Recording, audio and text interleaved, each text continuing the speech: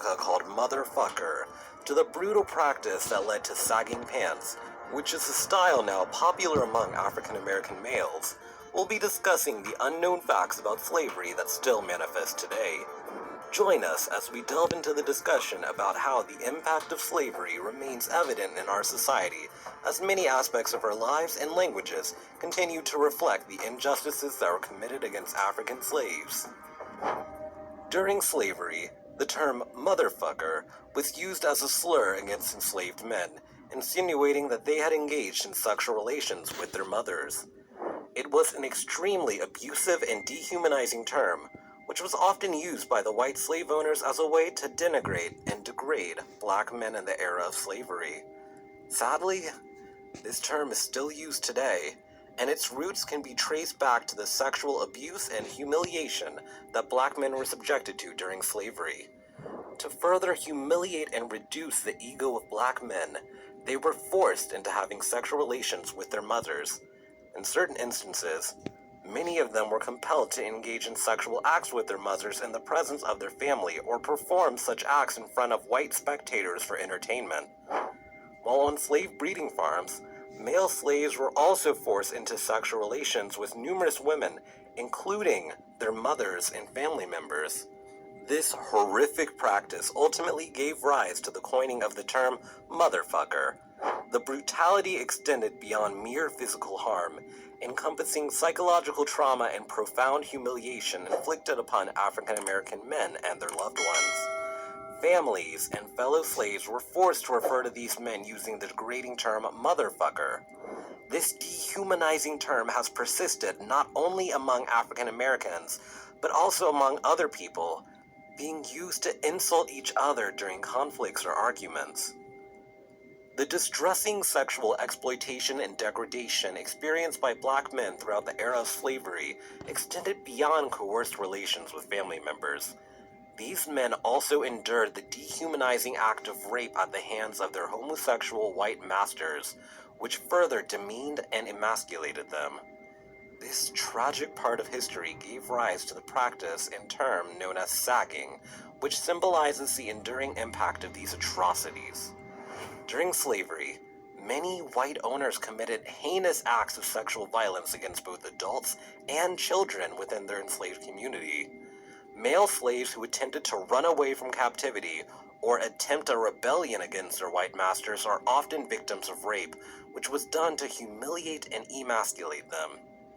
After this barbaric sexual abuse, the slave owners would compel these men to lower their trousers to symbolize the tragic ordeal they had endured and serve a lesson to other slaves who harbor thoughts of rebellion. To compound the injury they suffered, the victims would also endure the cruelty of public humiliation, as their masters would openly brand them as women in the presence of fellow slaves. It's indeed unfortunate that the practice of sagging pants remains prevalent in today's world. Many African American men and teenage boys continue to sag their pants to project a specific image, make a fashion statement, or appear gangster, often without realizing the historical context and immoral origins of this practice. Another unknown fact about slavery is the phrase "welfare queen." The stereotype of the welfare queen has a long history that can be traced back to the legacy of slavery in the United States. In the era of slavery, white slave owners frequently depicted their black slaves as lazy, a distorted portrayal aimed at rationalizing the harsh conditions these individuals were compelled to endure. The emergence of the welfare queen stereotype served as a tool to demonize and degrade impoverished black women who relied on government assistance, subsequently perpetuating damaging falsehoods about the moral integrity of black women. The welfare queen stereotype alleged that black women were lazy and exploited the welfare system, despite the reality that they were already burdened by systemic racism and poverty. This stereotype reinforced racist and classist ideas about who was deserving of government assistance and who was taking advantage of the system. The term also contributed to the continued oppression and marginalization of black women and other people of color who were already struggling to make ends meet. In the late 1970s, the myth of the welfare queen gained momentum when a woman named Linda Taylor became famous for alleged welfare fraud.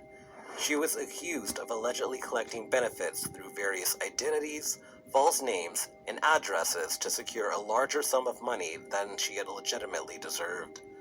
Taylor's case became the rallying point for welfare critics who used her story to assert the system was primarily being exploited by black people. However, in stark contrast, the majority of those who have benefited from public programs have consistently been white people.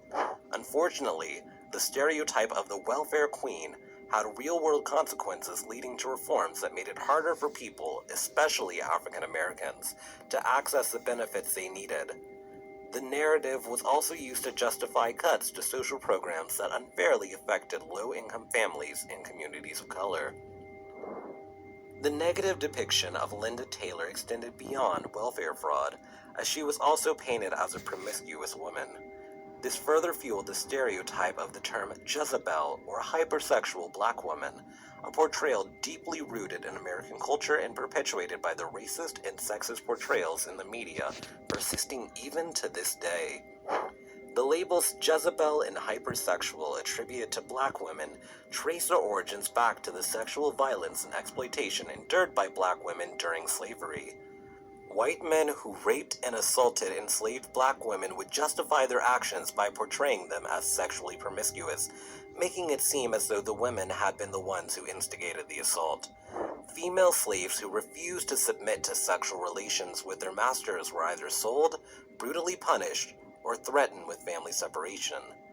These labels also claimed that black women had an enormous sexual desire and therefore were not satisfied with their black counterparts, so they seduced white men as well. But in reality, enslaved black women have consistently been subject to the authority of their white masters, who held the power to dictate their fates as they deemed fit. This false narrative about female slaves was employed to rationalize the mistreatment and degradation of enslaved black women, who were regarded as subhuman during that era.